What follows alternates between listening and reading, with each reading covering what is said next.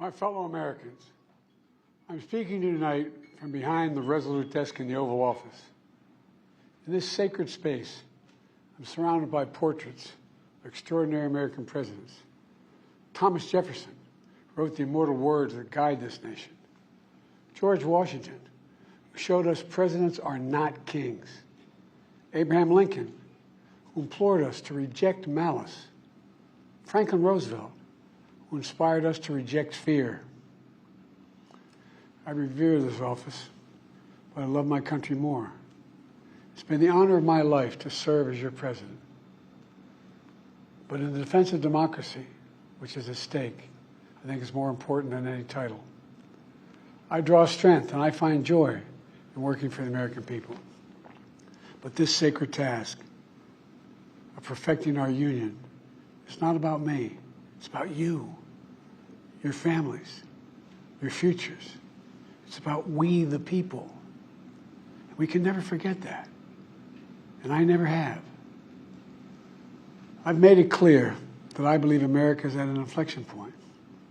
One of those rare moments in history when the decisions we make now will determine our fate of our nation and the world for decades to come. America's going to have to choose between moving forward or backward, between hope and hate, between unity and division. We have to decide, do we still believe in honesty, decency, respect, freedom, justice, and democracy? In this moment, we can see those we disagree with not as enemies, but as fellow Americans. Can we do that? Does character in public life still matter?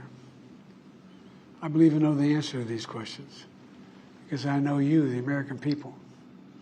And I know this: we are a great nation because we are good people. When you elected me to this office, I promised to always level with you, to tell you the truth. And the truth, the sacred cause of this country, is larger than any one of us. And those of us who cherish that cause cherish it so much. A cause of American democracy itself must unite to protect it. You know, in recent weeks, it's become clear to me that I need to unite my party in this critical endeavor. I believe my record as president, my leadership in the world, my vision for America's future, all merited a second term. But nothing can come in the way of saving our democracy. That includes personal ambition. So I've decided the best way forward is to pass the torch to a new generation. That's the best way to unite our nation. You know, there is a time and a place for long years of experience in public life. But there's also a time and a place for new voices, fresh voices, yes, younger voices. And that time and place is now. Over the next 6 months, I'll be focused on doing my job as president. That means I'll continue to lower costs for hardworking families, grow our economy. I'll keep defending our personal freedoms and our civil rights, from the right to vote to the right to choose. I'll keep calling out hate and extremism. Make it clear there is no place in America for political violence or any violence ever, period. I'm going to keep speaking out to protect our kids from gun violence, our planet from climate crisis that is the existential threat. And I will keep fighting for my cancer moonshot so we can end cancer as we know it, because we can do it. And I'm going to call for Supreme Court reform because this is critical to our democracy, Supreme Court reform. You know, I will keep working to ensure America remains strong, secure, and the leader of the free world. I'm the first president in this century to report to the American people that the United States is not at war anywhere in the world. We'll keep rallying a coalition of proud nations to stop Putin from taking over Ukraine and doing more damage. We'll keep NATO stronger, and I'll make it more powerful and more united than any time in all of our history. I'll keep doing the same for our allies in the Pacific. You know, when I came to office, the conventional wisdom was that China would inevitably surpass the United States. That's not the case anymore. And I'm going to keep working to end the war in Gaza, bring home all the hostages, and bring peace and security to the Middle East and end this war. We're also working around the clock to bring home Americans being unjustly detained all around the world. You know, we've come so far since my inauguration. On that day, I told you, as I stood in that winter, we stood in a winter of peril and a winter of possibilities. Peril and possibilities. We were in the grip of the worst pandemic in the century. The worst economic crisis since the Great Depression. The worst attack on our democracy since the Civil War. But we came together as Americans, and we got through it. We emerged stronger, more prosperous, and more secure. Today we have the strongest economy in the world, creating nearly 16 million new jobs, a record. Wages are up. Inflation continues to come down. The racial wealth gap is the lowest it's been in 20 years. We're literally rebuilding our entire nation, urban, suburban, rural, and tribal communities. Manufacturing has come back to America. We're leading the world again in chips and science and innovation. We finally beat Big Pharma after all these years to lower the cost of prescription drugs for seniors. And I'm going to keep fighting to make sure we lower the cost for everyone, not just seniors. More people have health care today in America than ever before. And I signed one of the most significant laws helping millions of veterans and their families who are exposed to toxic materials. You know, the most significant climate law ever in the history of the world. The first major gun safety law in 30 years. And today, the violent crime rate is at a 50-year low. We're also securing our border. Border crossings are lower today than when the previous administration left office. I've kept my commitment to appoint the first black woman to the Supreme Court of the United States of America.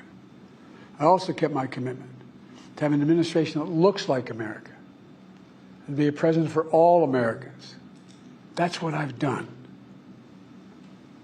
I ran for president 4 years ago because I believed and still do that the soul of America was at stake. The very nature of who we are was at stake.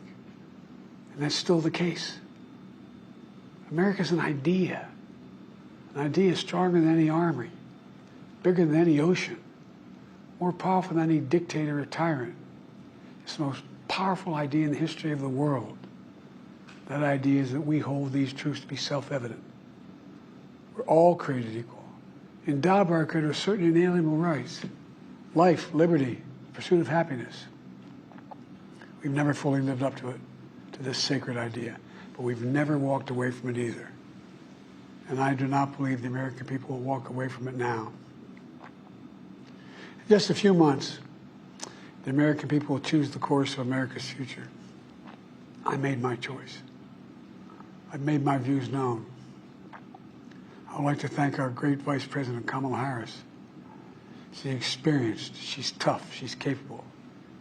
She's been an incredible partner to me and a leader for our country. Now the choice is up to you, the American people. When you make that choice, remember the words of Benjamin Franklin hanging on my wall here in the Oval Office, alongside the busts of Dr. King and Rosa Parks and Cesar Chavez.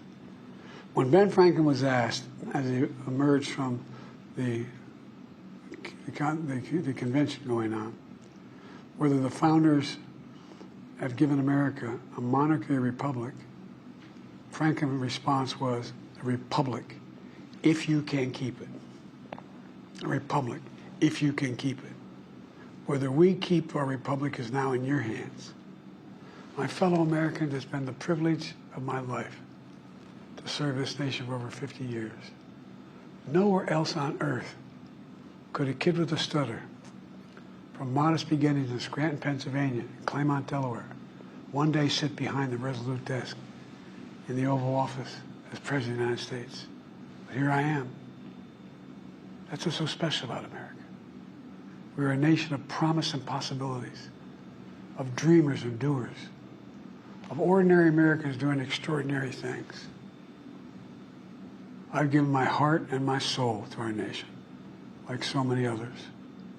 I've been blessed a million times in return with the love and support of the American people.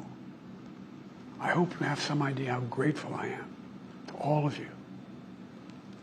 The great thing about America is here, kings and dictators do not rule, the people do. History is in your hands. The power is in your hands. The idea of America lies in your hands. You just have to keep faith, keep the faith. And remember who we are. We're the United States of America. And there's simply nothing beyond our capacity when we do it together. So let's act together. Preserve our democracy. God bless you all. May God protect our troops. Thank you.